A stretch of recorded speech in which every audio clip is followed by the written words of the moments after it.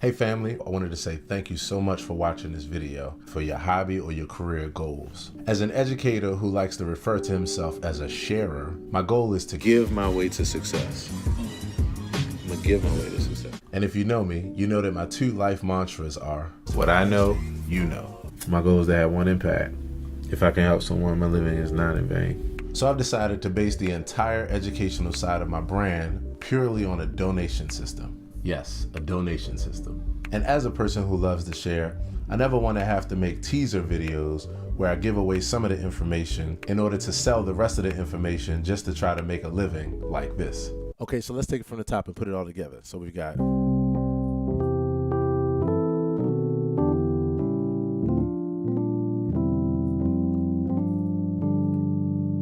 and so for that last chord, you want to check out the full tutorial on my site for only $19.95. Seriously. So to cater to the type of person that I am, I'd rather just give all the information away and base the entire system on a donation. This way I can focus on just pouring out the information to you with no hesitation. So here's how it works. To help me to sustain the process of making these videos, which requires hours of production, recording, and editing time, and to help me to sustain my living while doing it, I'm asking that you make a donation every, say, 3 to 5 videos, or every video if you like, in one of a couple ways. Now, the one that would mean the most to me is probably the easiest for you to do, and that is to donate 99 cents. Yes, 99 cents for each video where you learn something new or where it helps you in your process. The way that you can do that is by downloading one of my songs from one of my two sites, either my personal site with my original music or my performance track site that features hundreds and hundreds of instrumentals and backing tracks. This way it's something easy to afford, and I get a chance to have a home in your music library. The other options are via my Patreon account or by PayPal or Cash App. And you can donate as little or as much as you want, as often as you want. Again, I know it might seem crazy, but I'm convinced that for me, this is the way to go, because of the fact that I'm releasing and will continue to release daily videos giving away as much information as possible. Education, expertise, or just crazy ideas for what they're worth. And if not, at least share the video with as many people as possible to spread the information. That would help my overall goal as well. So again, thanks so much for watching the video. Subscribe and hit the notifications button so you can make sure you see the daily videos that I release. Thanks a lot. Take care.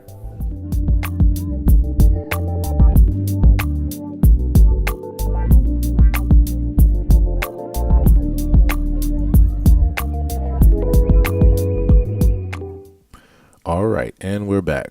So this is round 2 of this click track, the production of this click track, hired by Dillard, and I believe that's the name of the song. Sorry, this is only the first time I've heard it, doing this click track for a client. But what we're doing here is we're now getting ready to mix this track. So if you watched the previous video, you saw the full production of this track, and if you didn't, go watch it. It's just version 1 of this, producing a click track, and hired Dillard. So the thing that I want to do here first, I brought all the tracks in already.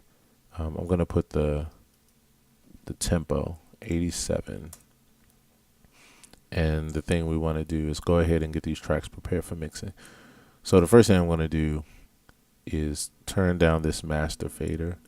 And this is honestly not characteristic of what you want to do as an engineer. The only reason why I'm doing this is because I still haven't figured out how to get my volume not to be as loud being recorded to my QuickTime player.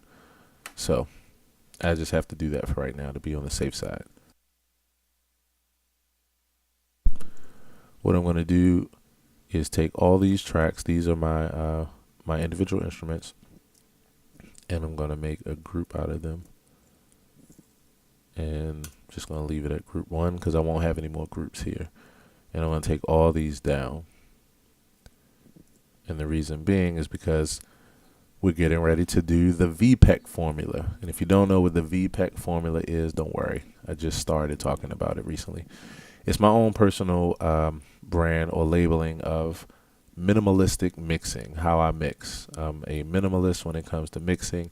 I'm not a Grammy award winning engineer. I did go to school for audio engineering, but because I divide a lot of my time between making music, producing, being a live musician, and being a studio recording engineer, yeah, my skills are at a particular level where I like to approach mixing from a minimalistic standpoint. So the VPEC formula is volume, panning, EQ, and compression.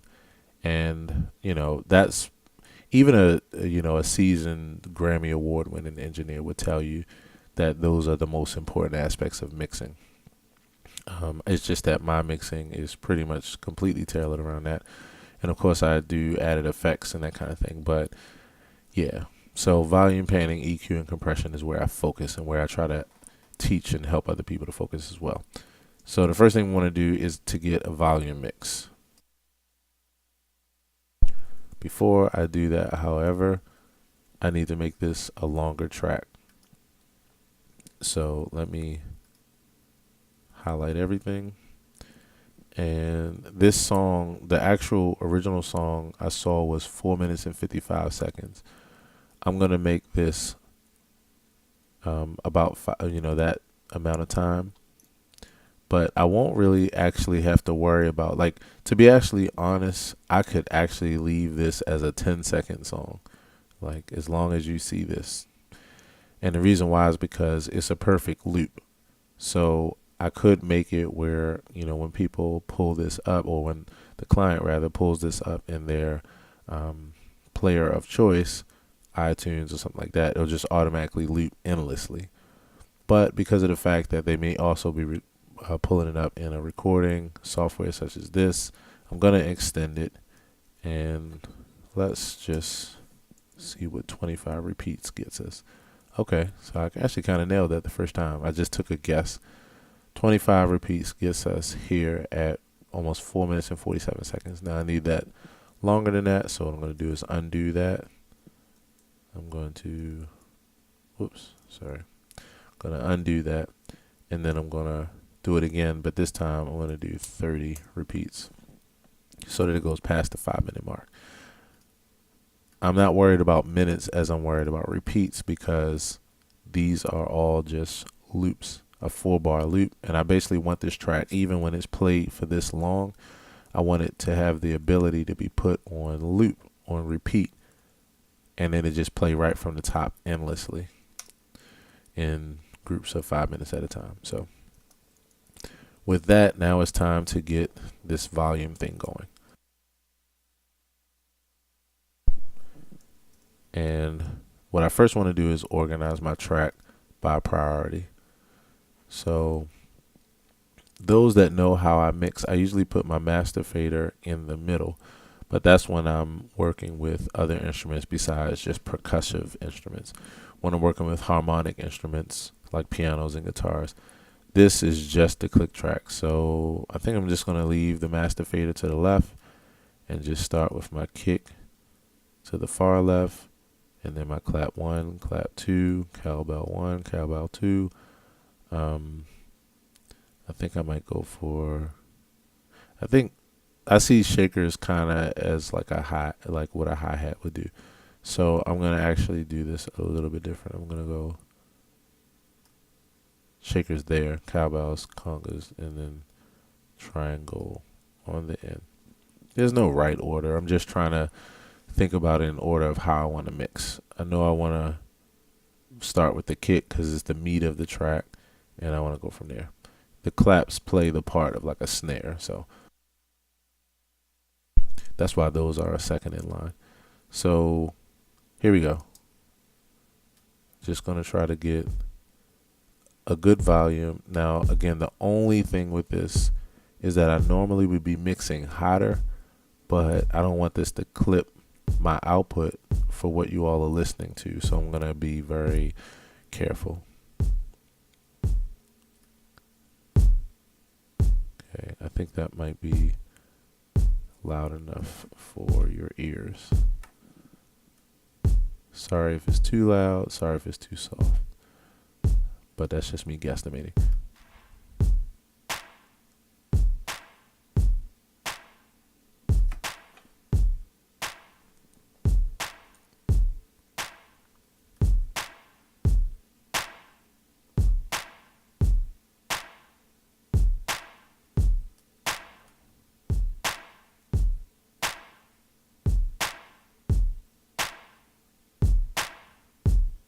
Just feeling it out.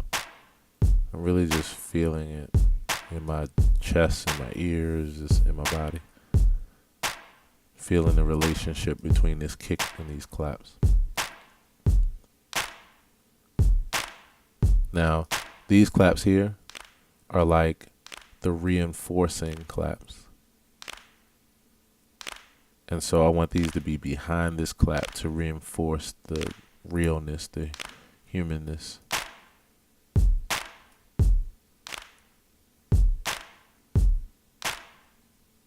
But I definitely want these other claps out front. Alright, that's good enough. Shake a 1, shake a 2.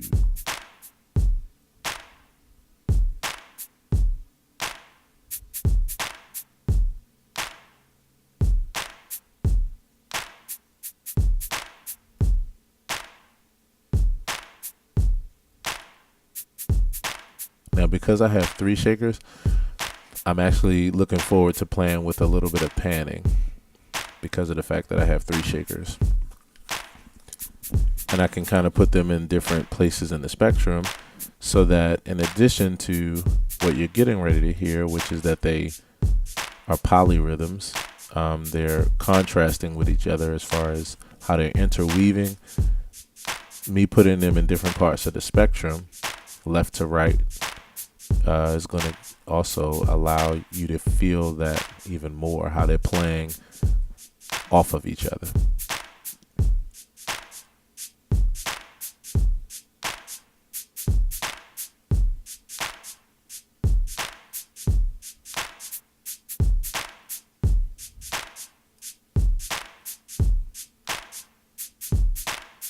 Okay, like that. And this is the quiet one that's supposed to just reinforce. It's just that. But if you notice, and this is a good place to demonstrate this, I didn't do this in the last video. If I take it out, I mean, it feels good. It's fine. But watch when I put it in, and then you get used to it, and then I take it out. It's going to feel like something is missing, even though it's a small part. So this is out. And then this is in.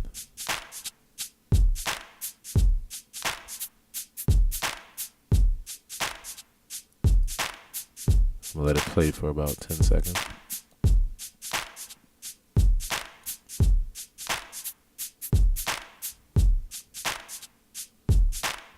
Now I'm gonna take it out. 3, 4. Feels like something's missing. That's why I like to write little nuanced parts like this. This wasn't, again, if you followed the last video, I took a completely different approach to shakers than the original track. You should go check it out if you haven't seen it already. I think it'll give some good creative ideas for how to approach songs when you want to duplicate something but also put your own flavor. Yeah, so if you notice, when I take this out, feels like something missing. And it is. There's a shaker missing. But also because of the rhythm. I mean, it gives a subtle rhythm. So I'm just going to sneak this up in there. Not make it loud, but make it reinforcing.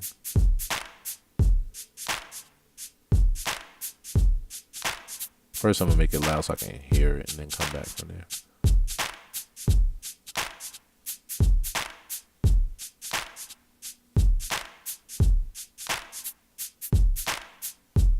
I love that. I love that so much. Especially because when I put a little bit of panning on it and you feel it kind of coming from one side while the other bounces off the other side and then there's one in the middle, it's just going to feel really nice. Get some cowbell.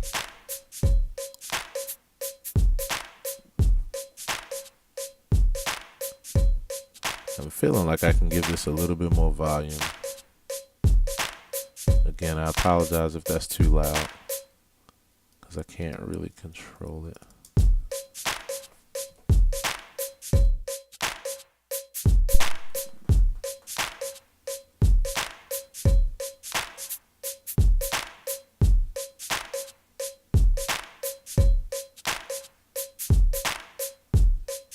So that's cowbell 1.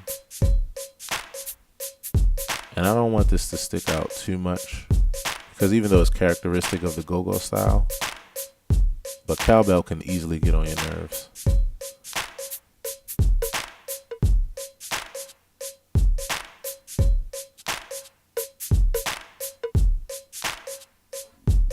Have 2 cowbells playing off of each other. I'm going to do the same thing where I do a little bit of panning.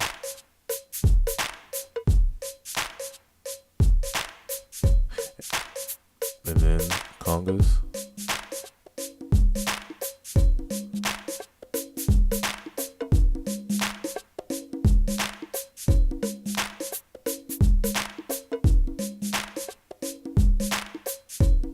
If you notice, there's already some panning going on here. Notice the higher conga is playing more towards the left ear. The lower is more towards the right ear. That's just how the patch was. I like that. Triangle. Too loud. Oh, way too loud.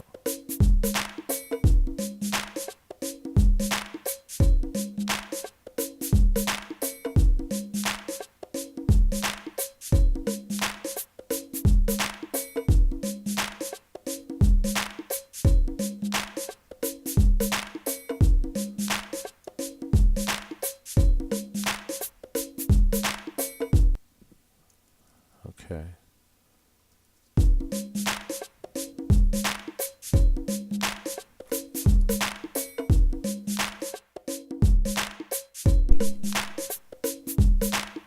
Okay, so there's one thing I want to actually do with this triangle.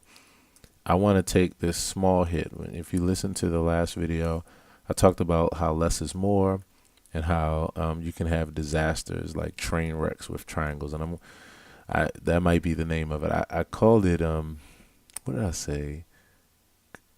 I forgot what I said, but I actually think I just came up with a better name for what the video series might be called. Train wrecks with triangles. Collisions with click tracks. Train wrecks with triangles. I was talking about how you can easily overdo triangles and they can be annoying.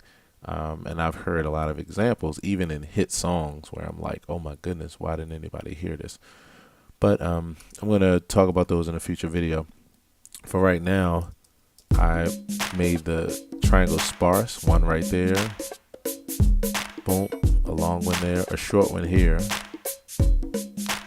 and a long one. Now this is perfect, but there's one thing I want to do, and it's actually accentuating this beat here, the cowbell. Let me sing along with this so you can hear. 3, 1, bop, bop, bop, bop. Oh, I'm sorry. Bop, bop, bop. I want to accentuate these 2 beats. Bop, bop. I want to do those 2 beats. I want the triangle. I've already copied it. I've copied one of the small. I'll do it again so you can see me. I'm copying the small hit right there. I just want that small hit. I did more than 1 bar just because I'm so used to allowing for the decay of the sound. So that's why it's not 1 bar, but why it's longer than just this one short piece, even though I only need that. This is just in case there is sound behind it. I'm used to sounds being like that, so it's just automatic. And I want to put it here on this beat, and I want to put it here on that beat. Now listen to this.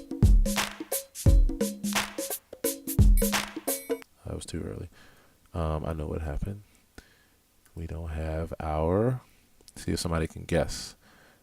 It's because I'm looking at a 16th note grid, and what do we need? If you watched the last lesson, you know that 16th notes were 2 straight, and we were dealing with a swang. And with a swang, that means we're dealing with triplets, 16th note triplets. So I need to change this grid to 16th note triplets. Remember I was talking about the little number 3 that you would see sometimes?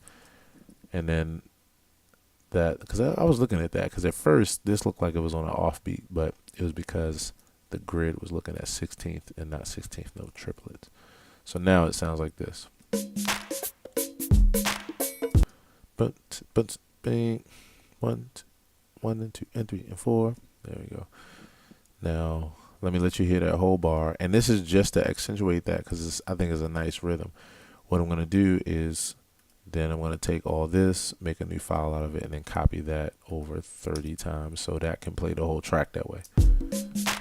So dink, 3, 4, ding, long, short, dink, 2 shorts, dink, dink, long. Hear that? Dink, dink, ding. Okay. Now I'm going to highlight this. I'm hitting Shift, Option, and 3. That's the shortcut for making a new file. And then now I just need to, instead of having that other pattern, now I'm going to just copy this over 30 times. And now we got a new pattern there. This is what I was explaining earlier about like first ending. This is a first ending, and then this is a second ending. And both of the patterns are very similar. This just has one little extra thing that lifts the beat. And something that small can, mean a world of a difference.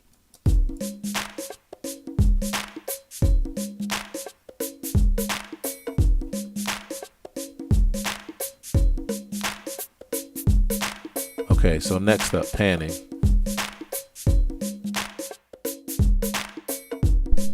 So I'm just going to take a couple instruments and do some panning. The first one is dealing with these shakers. Okay, so here's my philosophy. This is shaker 2, 2, 3, 4, 1, 2, 3, 4. That's the beat. That's shaker 2.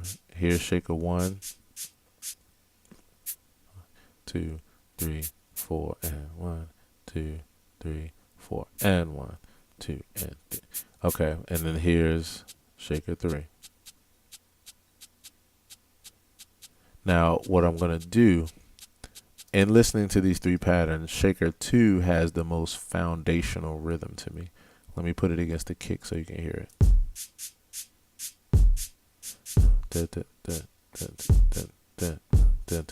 It's across. Let me look at the actual information, the wave file. So it's across, the entire pattern. And oh wait a minute, I'm looking at the wrong thing. Looking at kick. Sorry. Okay, down here. If you notice, out of all 3, this one holds down the most hits across the pattern. This one is the most sparse, and then this is the filler. I'm going to make this be in the center, like as far as panning. It's going to be in the center of the mix because to me it's the most foundational part, even though I laid this part down first. But this part has the most foundational part. And what I mean by foundation is like it plays through the whole pattern and it's just like a solid reoccurring part. This part is more sparse. It's nothing here until like the middle of the bar. So I'm going to pan this probably left a little bit and then pan this right a little bit. So there's these 2 patterns bouncing off of each other in different ears, and then this one in the middle. Let's see how it feels and how it sounds. I'm going to keep the kick on for just a timing reference. So I'm going to pan this slightly left. And if you are listening in 2 speakers or either headphones, then you heard this move. If you're only listening in 1 speaker or just mono, then you wouldn't have heard that. Okay. Now I'm going to take this one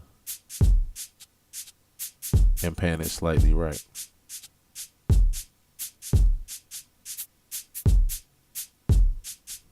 So now you hear this rhythm a little bit on the right. You hear this on the left. It makes them more distinguished,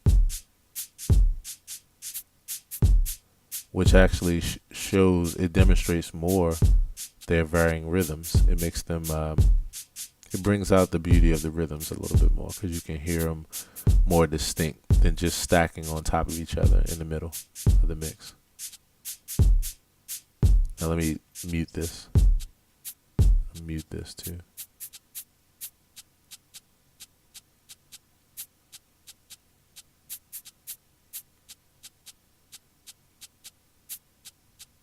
Then put the foundation in the middle.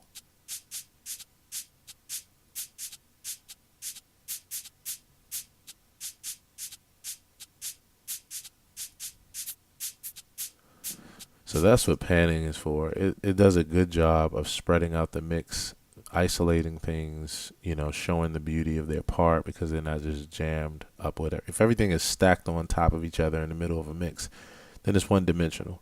This is how you bring more dimension. So other than this, I think, let me listen to these cowbells and see if I want to do the same thing.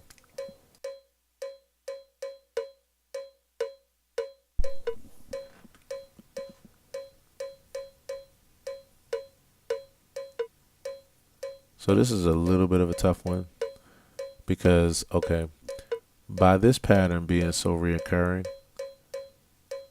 it's a perfect pattern. It doesn't get on your nerves, and I mean it's pretty consistent, and it's really relevant to this style of go-go.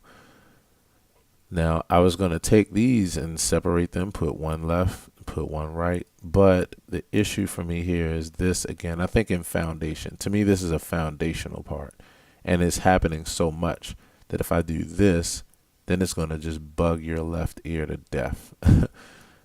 I think that if I just keep it up the middle, then because it's such a reoccurring part, it's a bit more balanced. And so this part is less reoccurring. You know, it's a silent. And then there you got a couple hits. So what I think I'm going to do is this triangle, I think I'm going to actually bounce off of this as far as like put one on one side, put one on another side, just to create some contrast between the triangle and the second cowbell, and leave this cowbell in the middle so it's holding down the middle. So let me do that together. So I'm right-eared. I'm right-handed, so I think the same kind of plays for my ear. Like I favor my ear more, my right ear more than my left. So I think I'm gonna throw the triangle a little right. I'm gonna turn it down a little bit because I don't want it to get on my nerves and now we got contrast.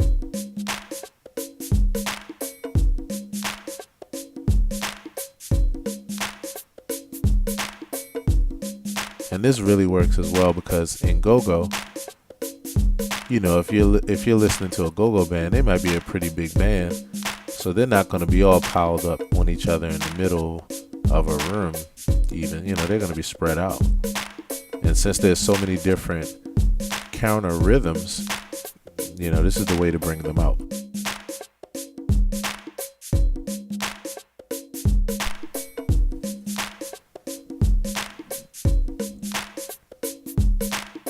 So I like that, and I think the volumes work pretty well. So next we did volume and panning. Next we have EQ and compression. So the first thing I'm going to do is go ahead. I'm holding down the option button in Pro Tools, and I think this is for other recording software too. I'm holding down option because whatever I select here is going to copy across all the channels. And actually I won't be able to do this. Well, I'll do it, but it won't copy for everything. Oh, I guess it did. Let me see. Why did I do that? Because I didn't think it was going to do it because I was selecting mono, but it obviously worked. With some plugins, if you know, a mono version of it doesn't work on a stereo track, but I guess with these the Waves EQ, this Renaissance EQ, I guess it's fine. Okay, so I'm gonna do the same thing for. Well, I'll just leave that there for a second, so we can just look at one thing at a time. And all I'm gonna do is just go through and season to taste. So I'm gonna find whatever I feel is the most beautiful aspect of the sound, or the part of the sound that I really want to stick out, or that defines the character. I'm gonna get rid of anything I don't think defines the character, and that's it. Just kind of carve it out that way, starting with the kick.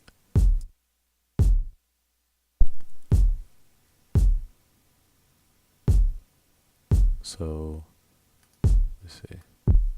So I would, and I think I'm still going to do this actually. I'm going to roll off a little bit at the top. Yep.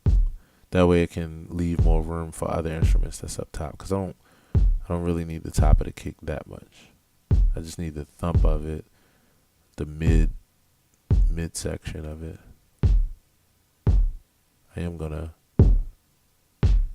get the point of it, like the actual attack. It's there in that range.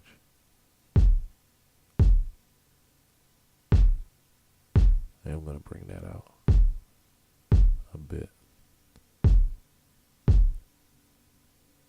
Probably 3 decibels. And then we'll use this cue to tighten it up, so that it's not raising all the frequencies, but just that one area that I want.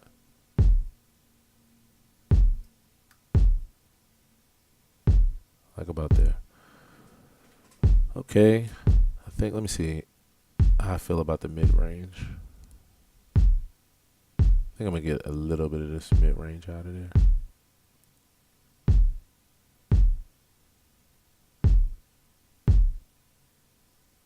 Now remember, we don't want to mix in a vacuum too long, so I don't want to keep the sound isolated too long, while I'm going to be mixing just like as if I'm mixing a song that's only kick. But it's not. I got to listen to how it, compare, how it fits in with the other instruments as I'm EQing.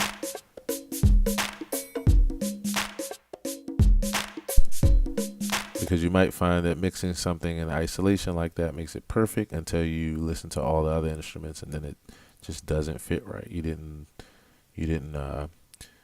put it in relationship to the other ingredients.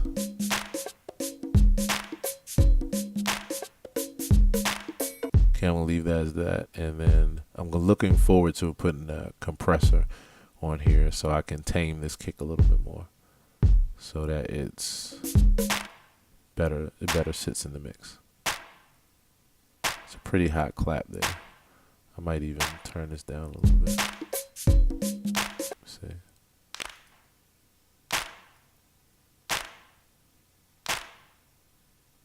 Can't wait to put compression on that too. I really could have gone compression first, but I'm gonna just stay here. So with this clap, I'm gonna remove any bunch of low information. This is me removing like any low mud information, because the clap needs to be crisp and more so mid and upper range. I don't really need the lows, so I'm making room for my kicks and any other information with lows like the congas. So let's go there. Now I'm tempted to bring up this range. This is the range that brings out like the clarity in the clap. But the only thing is, I know I'm going to boost this at the end on the master fader about a decibel at least. So I got to be very cautious because I don't want to overdo it. So believe it or not, I'm literally only going to do like 0.3 decibels, and that's it. And then I'm going to take some mid-range out, just a little bit of mid-range, to make it a little bit cleaner. And that's it.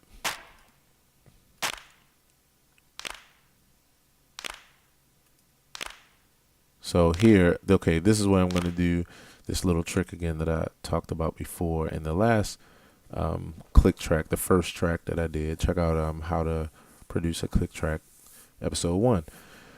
And with realistic claps, I like to bring out the sound that's right in the middle of your palm. that has a tone there, like it's a tone right there. And I like to find that tone in the EQ and bring that out. So that's what I'm gonna do.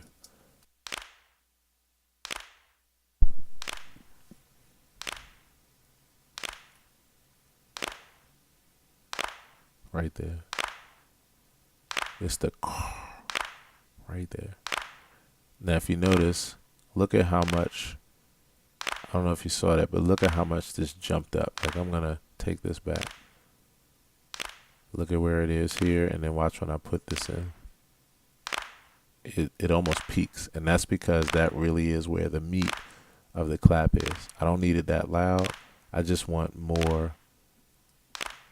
attention to that, because that's the part that's going to peek its head out. And like in the last tutorial, when we were producing this, I was saying that I like to boost this area because you hear that fleshy part of the hand, the middle, and that's how we clap. We clap toward the middle of our hands, and especially the more excited we get and the louder we want to clap, we really hit the middle of that palm, make that pop sound. If a person hears that in a track, even subtly, it makes you want to clap. So that's why I'm bringing out that. So let me overdo it first again. See, it's not this range. Our claps are not that high pitch unless you're a kid. But if you're an adult, it's more there, like there. And I don't want to go crazy with it, but I do want to just boost that much. There we go. Save, always save every couple of minutes, even though your program will auto save. So that's hotter already with that. And the only thing I want to do from here is just compress so I can mellow this stuff out a little bit. But for right now, so, you know, a lot of times when I get the instruments like this, I just don't really have too much need or desire. It'll be taken care of in my overall master fader EQ. So for right now, I'll leave that there.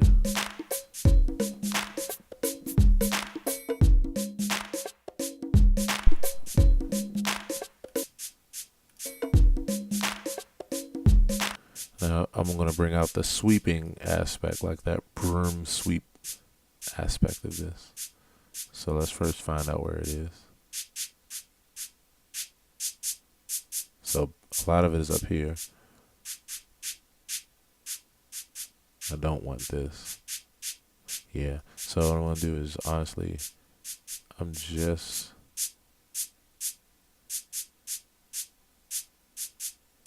so let me do this a different way.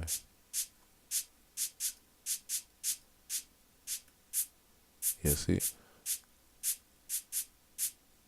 Actually, I might do it this way, because when you raise this up, if you notice, it causes a dip here, but I'm going to add that back anyway at the end of the mix. So I want that sweepy sound, that high pitch, those high pitch frequencies. So I'm actually going to boost this like 3. See, let me compare. Sorry. Bypass. See, that's brighter. That's duller. Or more dull. I'm going to boost it up more. Yep. I'm going to leave it at that. I'm just going to do that.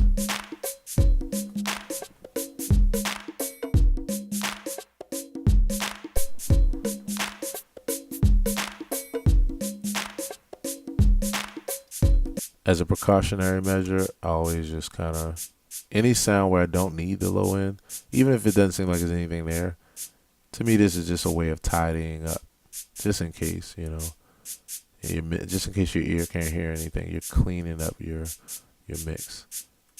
So, like that's too high. Like about here is good. Just cleaning it up.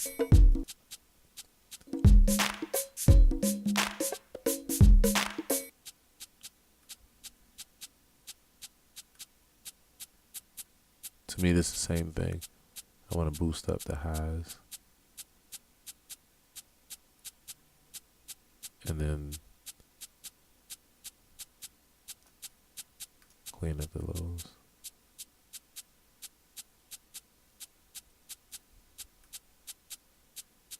Take a little bit of this mid-range out.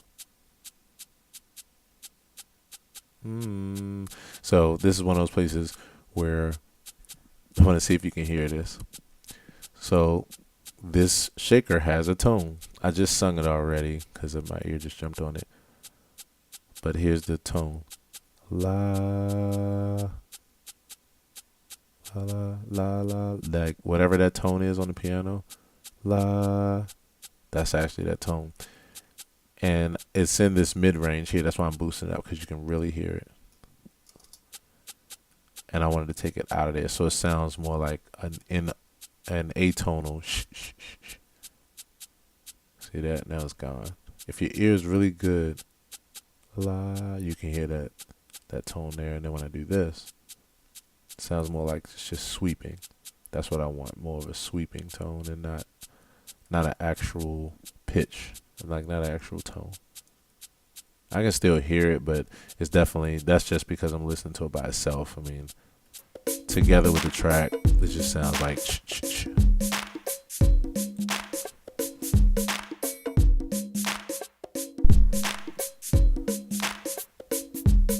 So far it feels good. Next up, cowbell.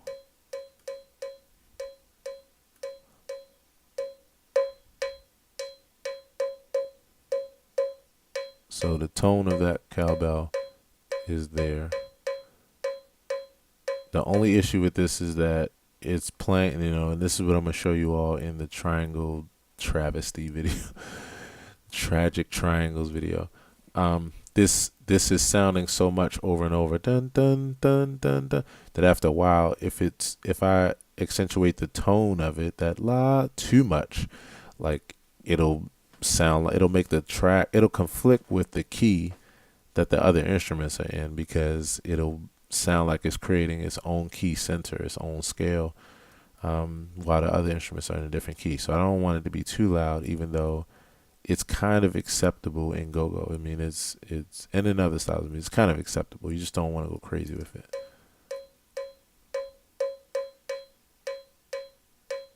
What I really want more is here, because you can hear the stick clearly hit the cowbell.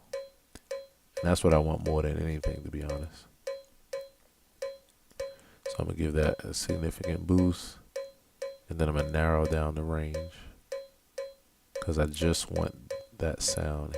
I just want what's happening here. You hear the stick more here, hit the cowbell. It accentuates the tone, but you can't get around that.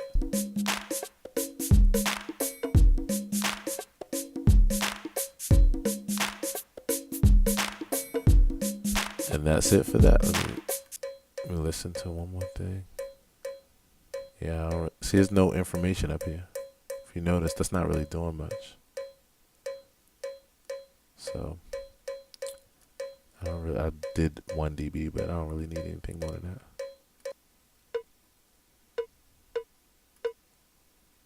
This is kind of the same way, where the hit of the stick is like about here, around this. And I'm saying here not as in up and down, here as in left to right, like as far as my EQ range, the 2K range, is where I'm hearing this stick hit. So I'm going to give that a significant boost. Now, you can use these techniques even if you're not like mixing your track. If you're just doing this because this is from a musical perspective, how you want the sounds to sound. So mixing techniques are good even for just production. There's a lot of times you'll choose a sound that's really close, but maybe you just need it to sound a particular way as far as the EQ or compression, and you can use it in a musical way. So that's it. I'm gonna just give it like 4.5 dB of increase, and then that's it. Now you can hear more of the percussive aspect of it.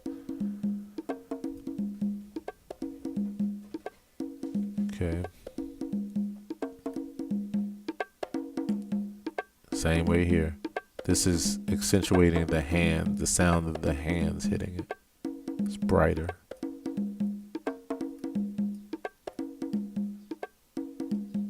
And what's going to happen is, because I keep doing this to each one of those tracks, overall the whole track is just going to sound way more percussive and rhythmic.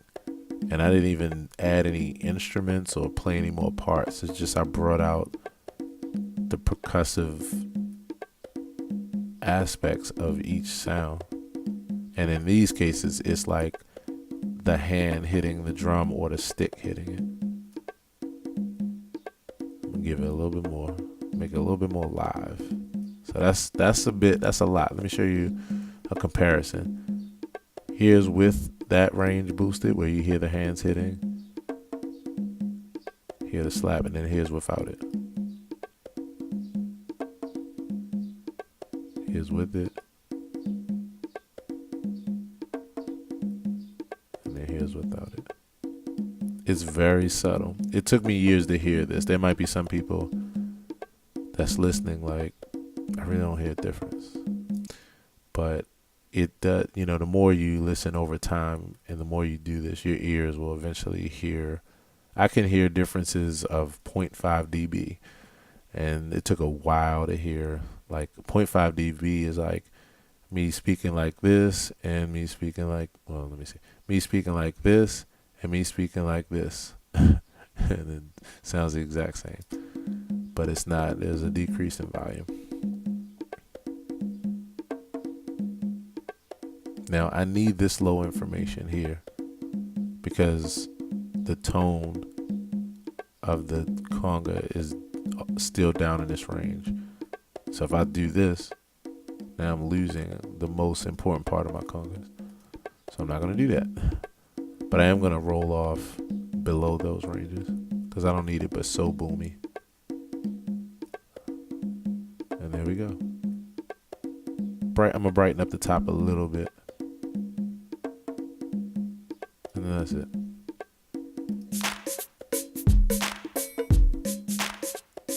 Now all of a sudden this track feels more alive just with those few touches.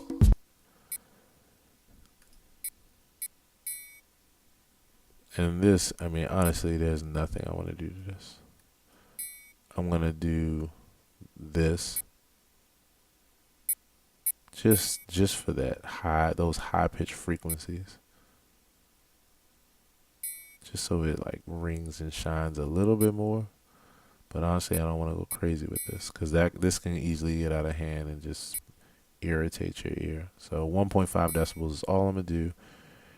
And that's it. I don't even need the roll off because there's clearly nothing down there in the lower range with this sound.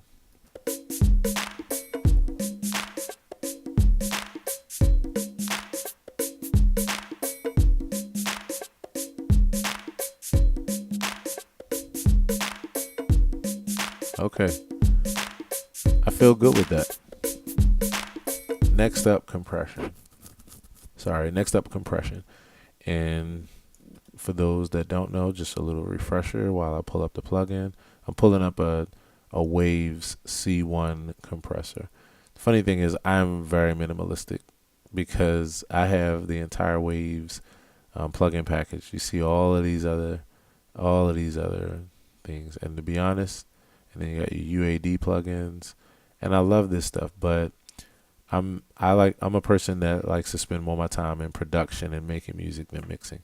So the funny thing is, out of this whole list, I literally only use like 4 plugins on this list, and this is one of them.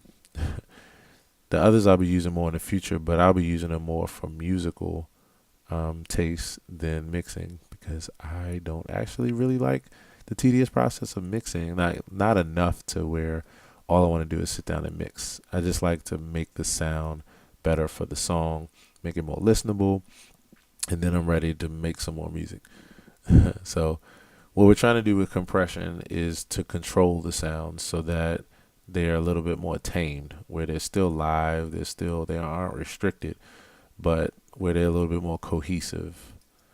Some sounds, when you hit them, when you hit them at different velocities or with different amounts of strength, they'll be soft and they'll be very loud and everything in between. And you don't want your track having that kind of all over the place volume. You want consistency. So that's where the compression comes in. So what I like to do with this compressor is what I call chopping off the top. This is almost like if you have grass and like there's some blades that are even and nice, and then there's some that's growing wild. Like if this arrow was like some hedge cutters or a trimmer, then it would just trim all of the hedges, all of the grass to just stop right here, which would make it neater overall. It would actually make it a more tamed lawn. And that's exactly what we're doing with a lawnmower. That's how I look at compressors, just like digital lawnmowers. So I'm going to bring this down here. And what this is going to do is make the kick thump, but just be more controlled. I think I'm going to take about that much off the top. And so I want to set my ratio.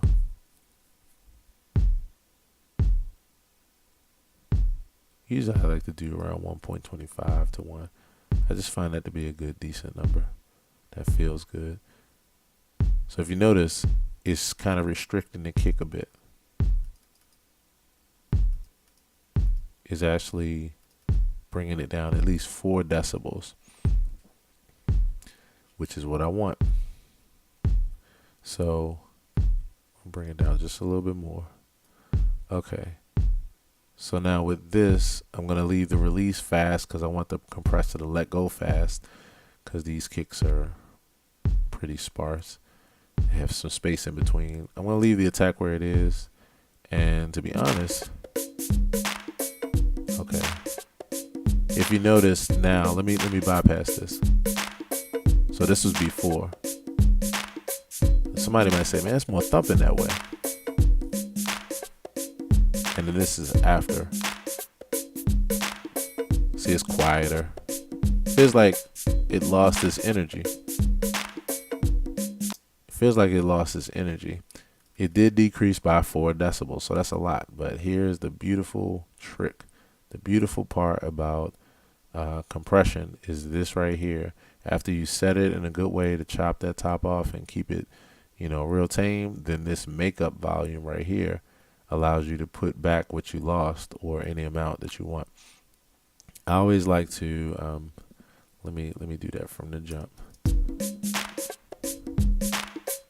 I always like to add like at least half of what's coming out. So in this case, 4. So I usually add like 2, maybe 2.5 back into the sound. And what it's doing is it's taking that compressed sound that's more controlled and lifting the entire sound up 2 more, 2.5 more decibels. What that does is you have a kick that's thumping, but again, it's just more controlled.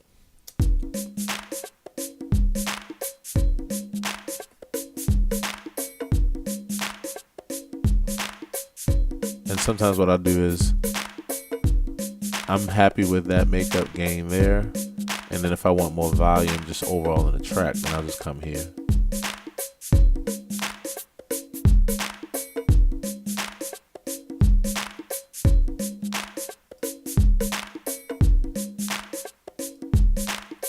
So I feel good with that. Next up, claps. Same thing. I want these claps to pop and sound good, but I just want them to be a little bit more controlled. Now here's a place where, let's see, 2.7. I'm gonna give it a decibel. If you heard that, you heard it come back up in volume, but it's just more controlled.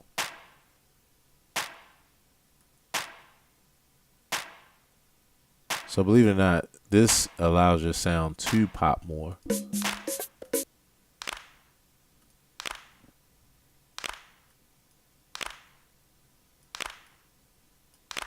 This one I'm not going to attack as hard because it's not as intrusive.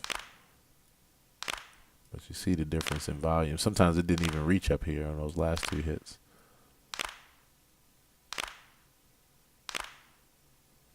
So I'm going to do a light version of this. I'm not going to do any makeup gain. Or maybe I'll do a half a dB.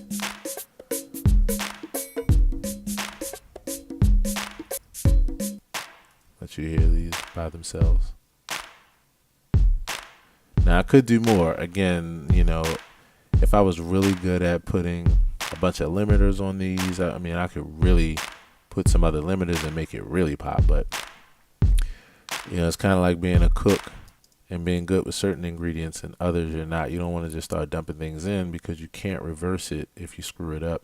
You can reverse it here, but you still wind up getting yourself into a big mess, and then you don't, you know, you have a hard time finding your way back to what sounded good, and then your ear gets fatigued, and then before you know it, you don't even know if what you're listening to sounds good or not. Like, it is crazy. So less is more. I try to keep it minimalistic. So next up we have these shakers. And to be honest, I don't think these shakers really actually even need a lot of compression. So I'm just going to do a simple light touch.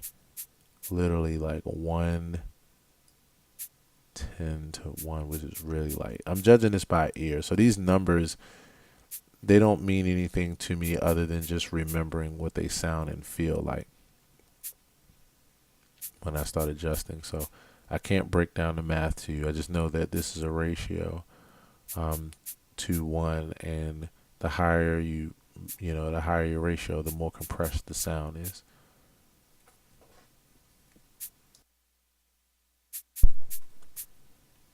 Okay, I'm gonna leave it at that. I'm not gonna add any makeup gain. I'm gonna go to the next one, see if I'm gonna do the same thing.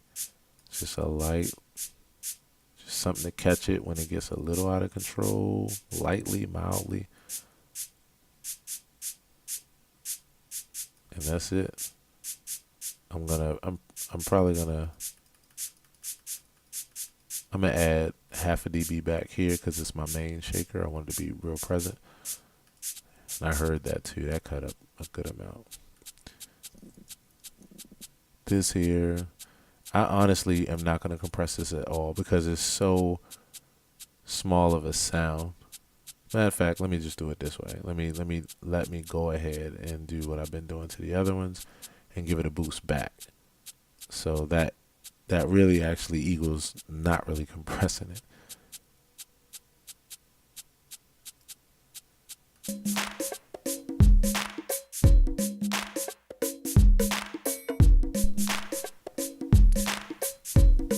Well, it doesn't equal not compressing it. It equals compressing it, but just making it almost be where it's not really a difference from where it was, except for mathematically is a small difference. It's being tightened up.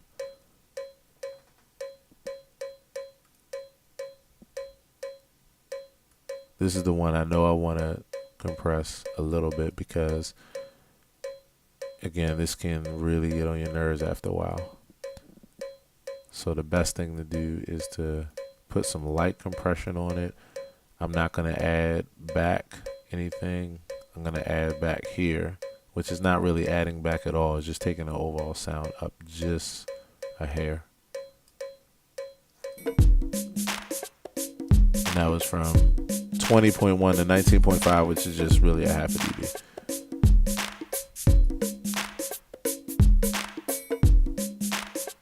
I just don't want this to get on your nerves.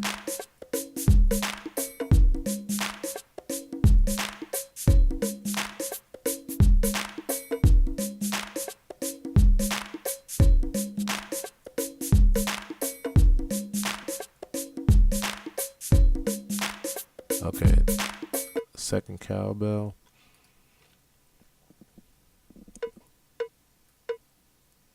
And this is one that I definitely don't want to bother too much because it's not really intrusive, even though it is playing kind of loud there. I mean, it's coming way up here, almost to zero, but it's because it's overall a loud sound, but it's not intrusive to me though. So I'm gonna leave that there. No makeup gain on that because it's still loud enough to me. Definitely want to put some compression on the congas because slaps are definitely different volumes each time. So light compression. And I'm just gonna add back a decibel. Now, here's one place where I'm going to increase the release. The release is pretty much what it says. It's how fast the compressor lets go and goes back to normal to wait for the next sound to come through. I'm going to increase the release because anytime I'm dealing with a sound where it's playing very frequently, like one sound after the other, you kind of get to the point where, like if I do this real high, you notice it's not doing it well where you can see it, but like the compressor's taking a long time.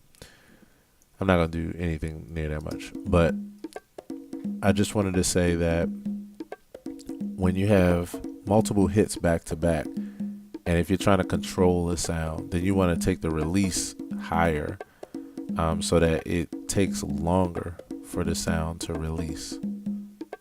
And then that way the compressor is still active. So that way if there's another loud sound that comes through back to back with another, it doesn't get through because your compressor hasn't quite let go yet. So like here, I'm just going to put it at 100. I already boosted it a dB. And I feel good with it.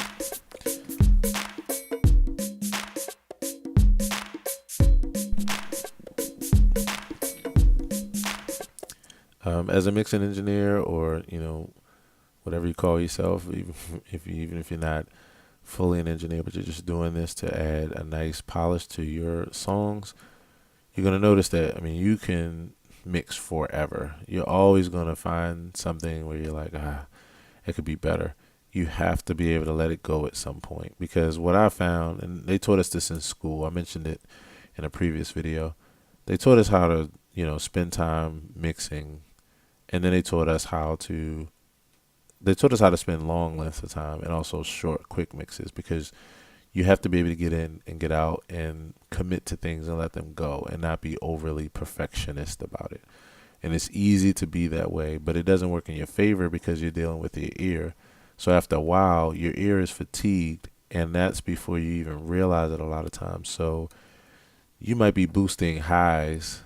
You might be boosting highs in your EQ at some point for a sound that you've been listening to for an hour, and the reason why you're boosting those highs is because your ear is so tired that you don't even hear the highs as well anymore. So it seems like the highs aren't there and you're boosting them, but it's because of an aural illusion. So quick mixes allow you to commit to things fast.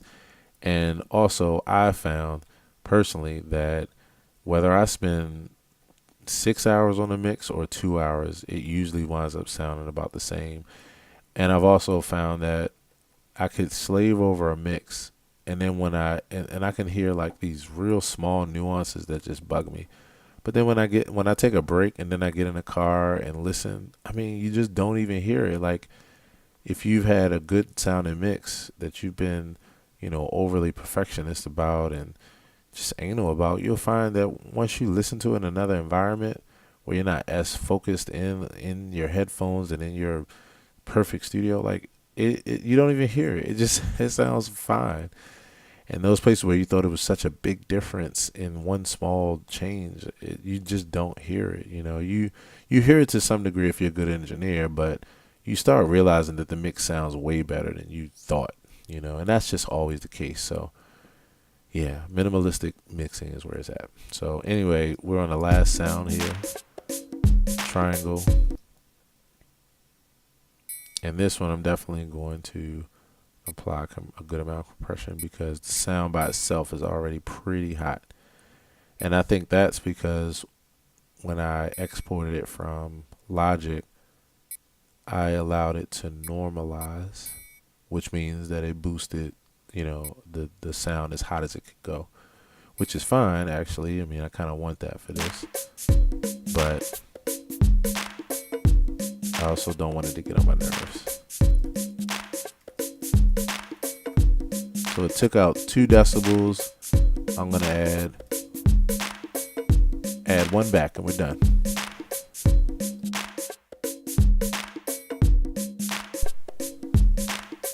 Okay, so to be honest, overall, I am pretty much done with this mix.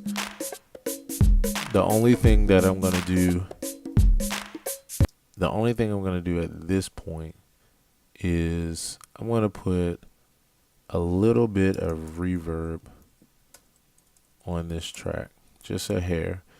I'm always careful about reverb because for a track like this, more than likely the client is going to use this in a live environment. And if you're in a live environment, you're going to have natural acoustics anyway.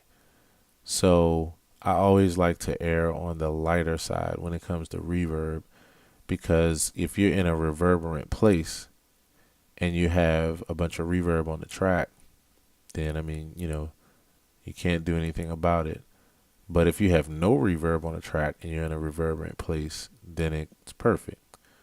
Yeah, it's just a less is more kind of thing. It's one of those things. I think this analogy might, link up. It's like when you look at hot versus cold, you could always put more clothes on to be warmer, but you can only take but so much off, and if you take off all your clothes and it's still hot, like, you can't do anything about that, but you can always put on more clothes. So that's kind of how I look at it in this way. I mean, you can't, if there's already a bunch of reverb on it and there's reverb in the environment, you can't do anything about it. You can't take it off.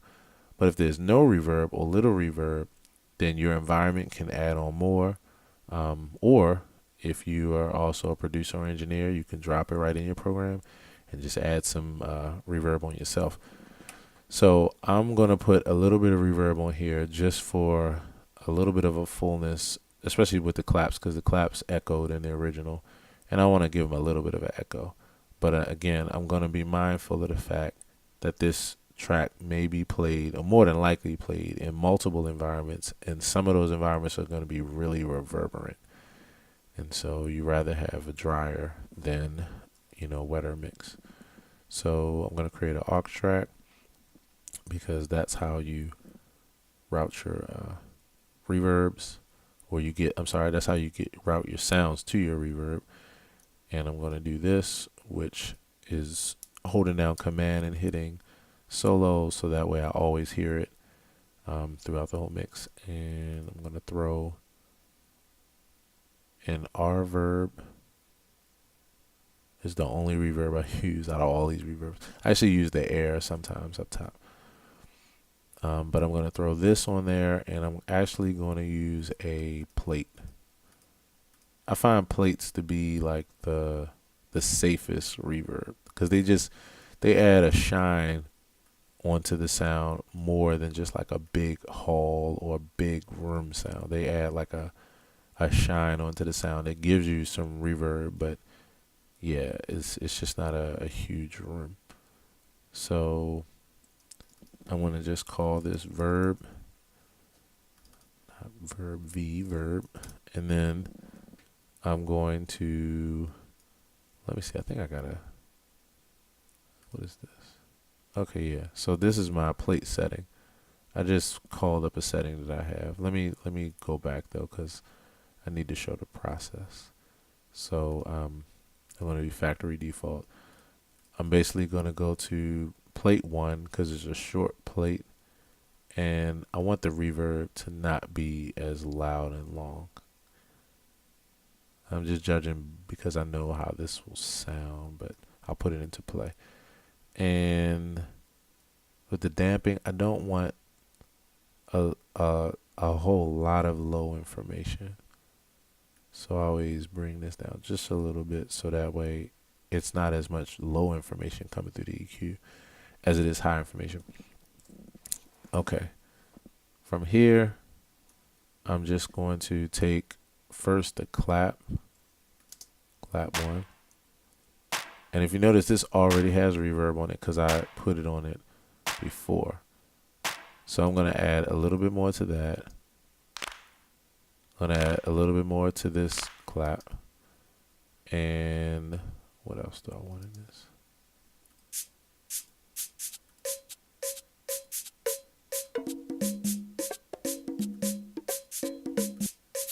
To be honest, I really think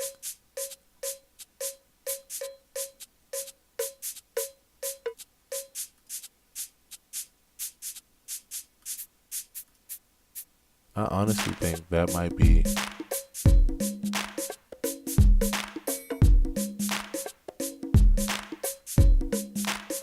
I want to add maybe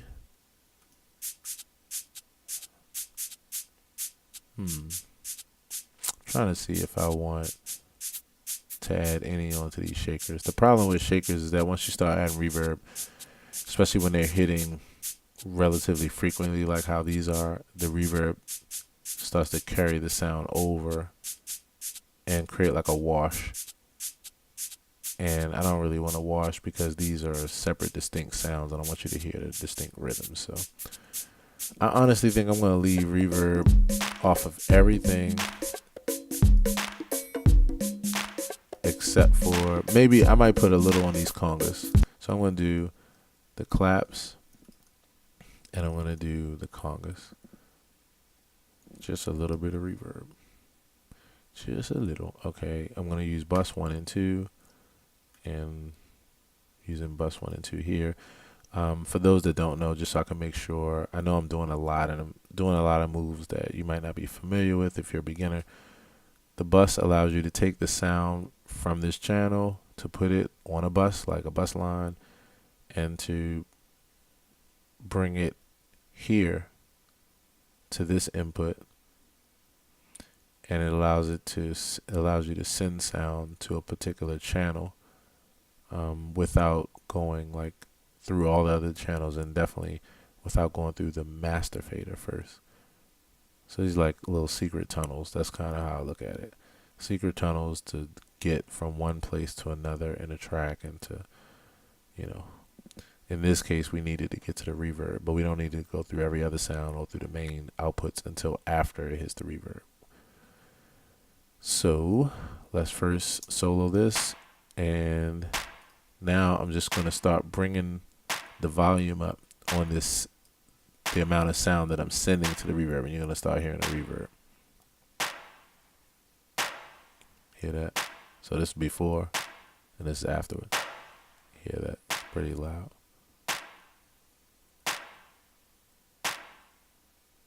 And I really just want this much, because let's see.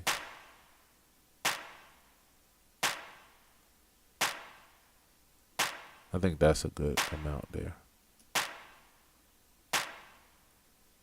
No reverb except for what was already on there. And then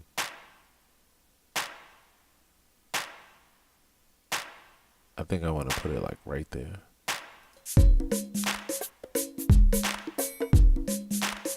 Yep.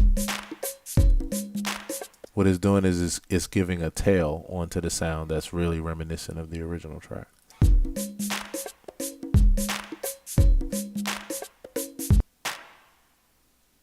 And I actually want to boost this up a little bit too. As far as volume, I'm going to boost it up.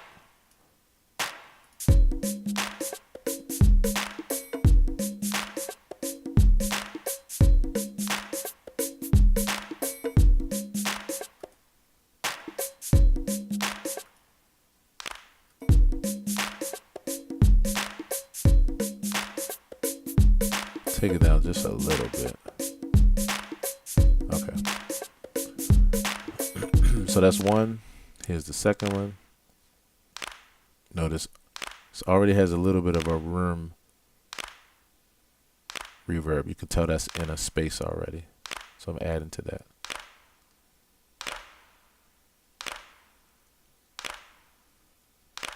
Giving it a tail again, like the other one. Adding to the overall tail of the clap section. I think that's it.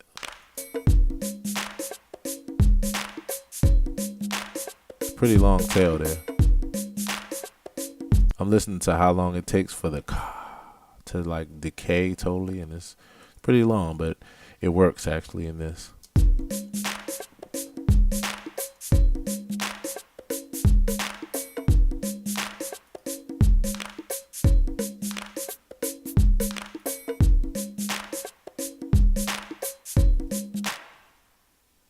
Okay, this feels a bit loud to me again now.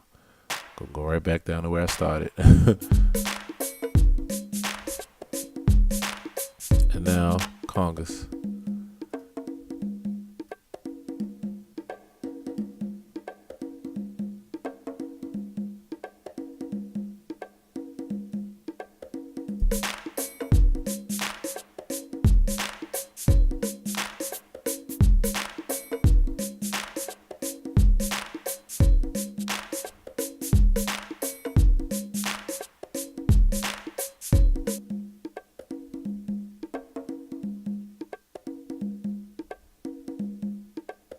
So just a little bit. I don't want a lot on this.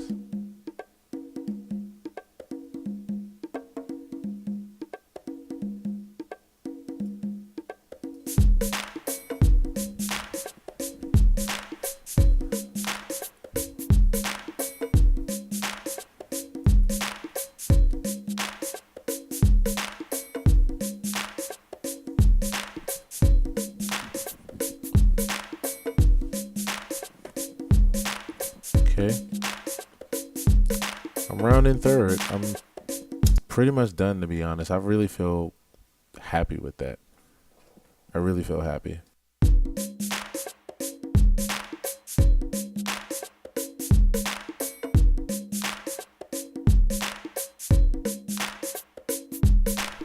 So the only thing from here is that I'm going to put some effects on my overall master fader, and then we're done.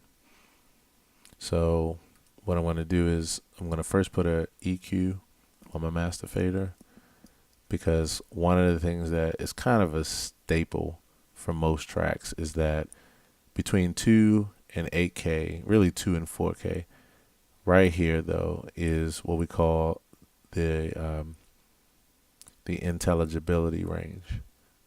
And this is where you'll notice if something sounds, let me see if I do this with my other hand. So if something sounds muffled like this, and it sounds pretty good. In fact, let me do it this way.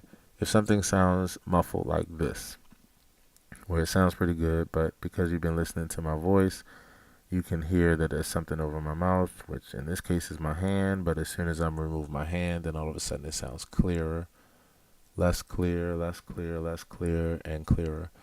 That's what this range does when you start to give it a little bit of boost here. And this is even if you already, the beautiful part I like about this is that if you do it right, like you notice that in a few of these tracks, I boosted up that range already, just slightly. If you do it right, it sounds great, like it is. Doesn't sound muffled at all. But that's what I love about this, because it's not, I did a good job with it, which means when I add this little bit of boost right here, it's going to affect, because it's on a master fader, it's going to affect all tracks, which is going to make the entire track just go from sounding great to all of a sudden even more crystal clear.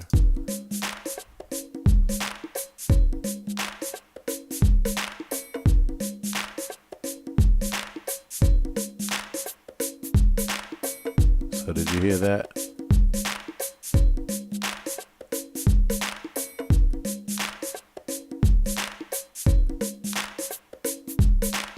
So all I did was brighten up the track a bit. Now I'm going to bypass this, and I'm going to do it musically, so I'm going to do it in phrases. So this is with it on, much clearer. 1, 2, 3, off.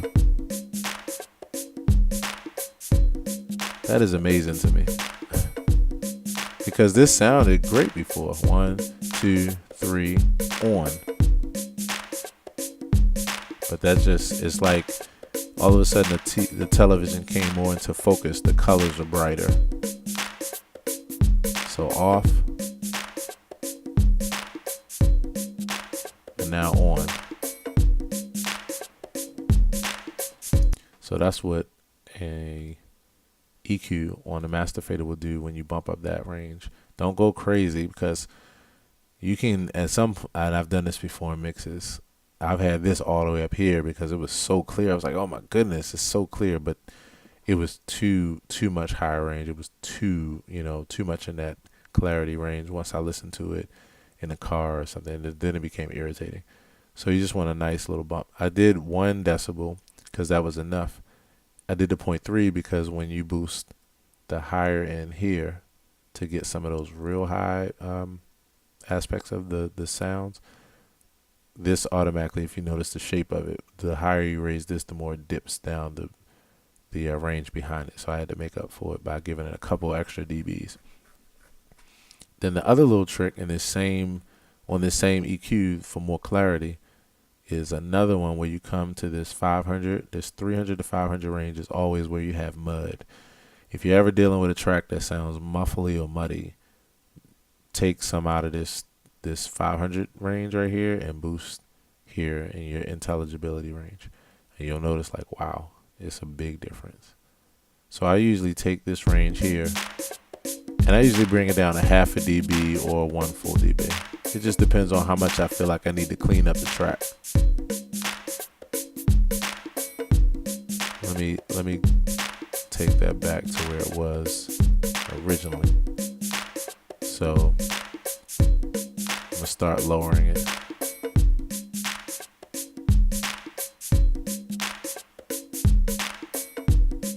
Cleaning up the track. I'm gonna go for a decibel.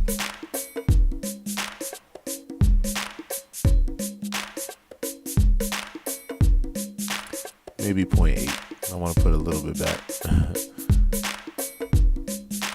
So this is another way. This is by adding clarity. This is by taking away mud. And what you'll find when you test them both out, like if I started here, you would notice just by dropping that the track got clearer because I got out some of the mud. So there's 2 ways to do that. You know, when I was in school, they taught us first to cut before you boost. So I just didn't do this first because I already know the formula. So I already knew I was going to cut here. So I just went on and boosted here and just move from right to left. I kind of read right to left when it comes to mixing. Okay, so that's that. And then everything else is fine. I mean, again, you could do this right here. Again, this is cleaning up. You just kind of roll off. This is the frequency right here. You roll off, anything under, in this track, pretty much anything under 30, I don't need. So it just cleans it up a little bit. Then what I do is add overall compression to the entire mix on this track. Now, remember that I use the compression as like a hedge cutter, to cut off the top blades of the grass and make it all even. So the better job you do here, and this is why I spend so much time on volume and panning and then EQ and compression here, because the better job you do there, when you come to your master fader, you should just be waxing. You shouldn't be cleaning the car and, like really getting out the deep stains. You should just be polishing a already really good washed car. So that's what this is about. So even when it comes to compression, I try to do a good job across the board of controlling and taming each sound individually. So here I shouldn't have much to deal with. It's just putting a final layer of protection on top. And this is really before I bring out my limiter to boost everything, So pretty much when I look at this, I saw that really the loudest sound is the kick drum that's pushing it right here. Pushing it right up to that bar. So I'm just apply a little bit of compression here where I just take it down. You see that 0.4, 0.5. It's not even much. I really can come down more.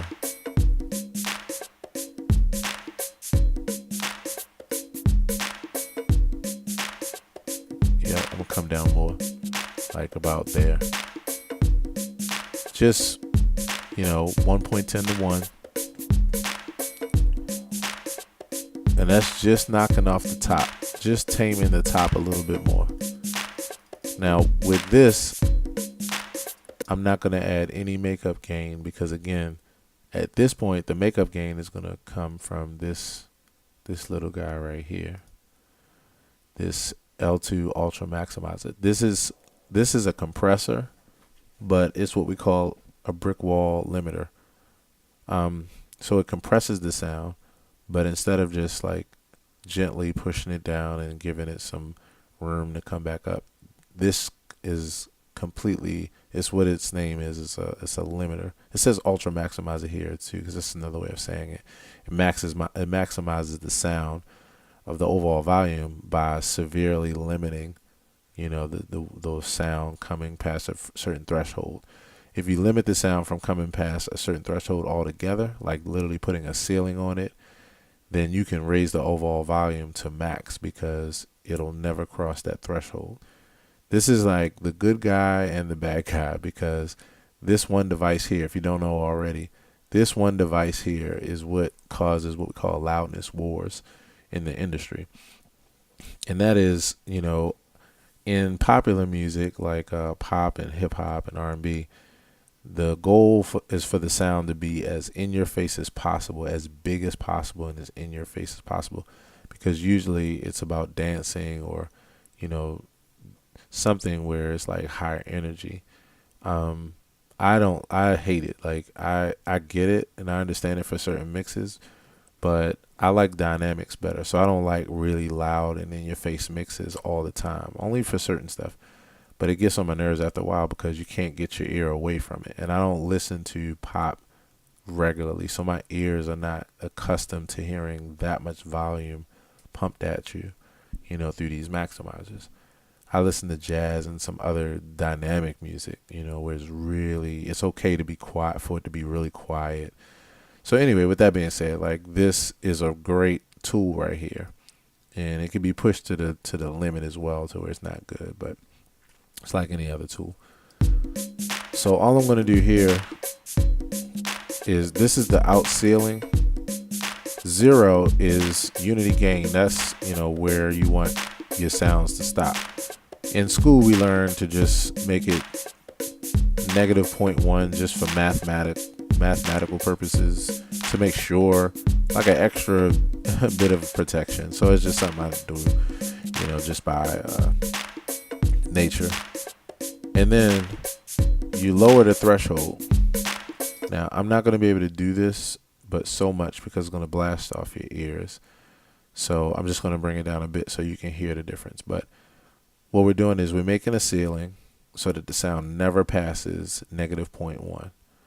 And then I'm taking the threshold, the ceiling, and I'm bringing it down to where it's forcing the sound it's making the sound like it's louder, but it's really just because I'm adding to the sound by bringing the threshold down and raising the entire sound up.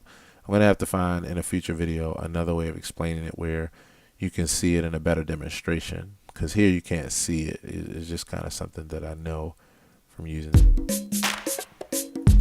So if you notice here, it sounds good, but as soon as I do this, it's going to get louder and louder. See that? And it actually sounds good because it's like it's making the whole mix bigger. It's making the whole mix bigger. Yeah. And so at some point, I can't do it here, but at some point it'll be so big that you'll start seeing the maximizer kick in, because it'll start attenuating the sound and pushing it down. But for right now, I'm just going to stay here so you can hear, like, here's a finished mix with a bigger sound where we're going. And then once I stop this, I'm just going to tweak it a little bit farther where it's not blasting off anybody's ears. And then that's it. But this is what it'll sound like.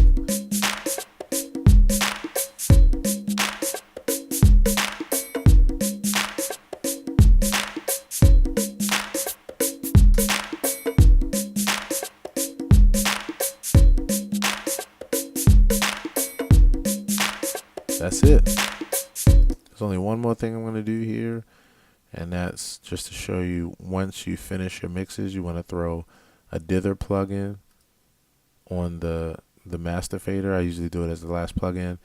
And what this is literally just has to do with math.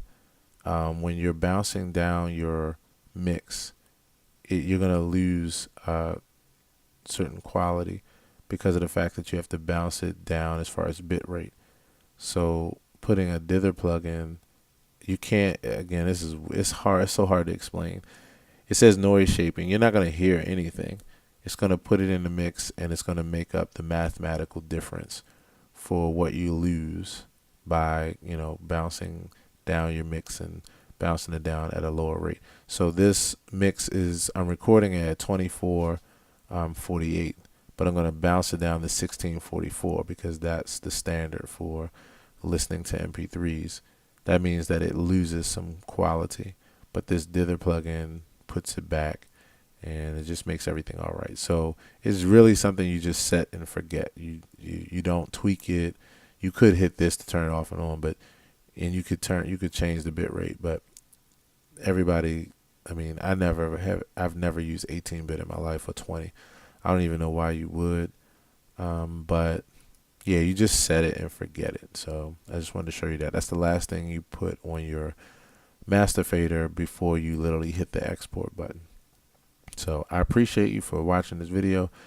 I hope that you got a lot out of it. I feel like I'm getting better at explaining, and yeah, it just feels good. So drop me a line. Let me know what you think. And as always, watch the other videos, soak up as much information as possible. And if you see fit, you can drop a donation to help me to make more videos like this so that I can continue to give away as much of this information as possible for free and be able to sustain in the process. So thanks a lot. Have a great day, and I'll talk to you in the next video. Peace. In this video, I wanted to just jump in here real quick to give some quick information about this video that you're watching. It's a part of a larger series that's on my personal brand channel, Aaron Hill TV, and it's called MPE Tutorials and MPE Vlogs. It's a series that I'm starting now, and soon there will be hundreds of videos because this is a daily process that I want to pull you in on. So as you can see, MPE stands for Music Production and Engineering. And the vlogs will be my full-length sessions when I sit down on a daily basis and go through these topics as I'm making music and working on different things. The tutorials will be segments pulled from those vlogs for shorter tutorials about how to do specific things. And I want to offer them both to you, but I wanted to let you know they won't be on the performance track channel because the goal is to keep them separate in order to keep them succinct. The performance track channel is more so for backing tracks and lyric videos, and I don't want to bombard that channel with these, even though they'll be useful to some people. So I wanted to tell you that to say, come on over to the Aaron Hill TV channel on a daily basis. Go ahead and subscribe and hit the notifications button because I'll be releasing these regularly, and I'll only have one here or there, a shorter segment of that on the performance track channel, just to let the new people know who come to that channel that this is going on the other channel. So thanks a lot for bearing through this, and I hope that you find that helpful. And again, head on over to my channel, Aaron Hill TV, like, subscribe, and look out for these daily MPE tutorials and daily MPE vlogs. Thanks a lot.